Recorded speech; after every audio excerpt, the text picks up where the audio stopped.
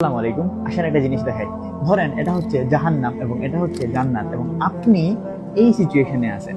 এখন আপনি হয়তো জান্নাতে যাওয়ার জন্য সওয়াবের কাজ শুরু করছেন, সওয়াবের কাজ করতেছেন করতেছেন করতেছেন। হঠাৎ করে আপনি গুনাহের কাজ করলেন, গুনাহের কাজ করলেন, গুনাহের কাজ করলেন, তারপরে আবার তাওবা করলেন, তাওবা করে আপনি আবার সওয়াবের কাজ শুরু করলেন, শুরু করলেন, শুরু করলেন, আবার আপনি গুনাহের কাজ করলেন, করলেন, করলেন, আবার আপনি তাওবা করে সওয়াবের কাজ করা শুরু করলেন। এখন ধরেন এই সিচুয়েশনে আসার পরে আপনি মারা গেলেন, আপনার কি হবে?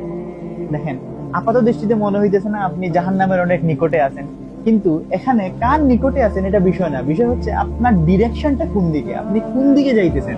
আপনার ডিরেকশনটা কি জান্নাতের দিকে নাকি জাহান্নামের দিকে? এই জিনিসটা ম্যাটার করে যে আপনি শেষ পর্যন্ত আপনার ডিরেকশনটা কোন দিকে। আপনি কি জান্নাতের দিকে যাওয়ার জন্য প্রস্তুতি নিচ্ছেন নাকি জাহান্নামের দিকে যাওয়ার জন্য প্রস্তুতি নিচ্ছেন? এখন এই জিনিসটা কেন দেখাইলাম, আমরা অনেকেই মনে করি যে আমরা হয়তো অনেক বেশি গুনাহের কাজ করে করে করে করে করে করে জাহান্নামের অনেক নিকটে চলে আসছি, এবং আমাদের মনে হয় ফেরার কোনো পথ নাই। কিন্তু আপনি যদি এই সিচুয়েশনে থাকার পরে তাওবা করেন এবং ফিরে আসেন, জাস্ট একটা ইউ টার্ন, আপনি যদি এই ইউ টার্নটা নেন এবং আপনার দিক যদি জাহান্নাম থেকে ফিরে জান্নাতের দিকে নিয়ে যাইতে পারেন, বুঝতেছেন কি হবে? তাইলে কখনোই এইটা ভাবা যাবে না আপনি কোনটার নিকটবর্তী আছেন।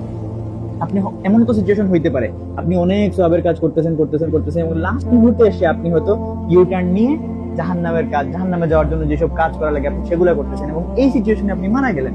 কি হবে তখন? আপনার ডিরেকশনটা কোন দিকে? জাহান্নামের দিকে।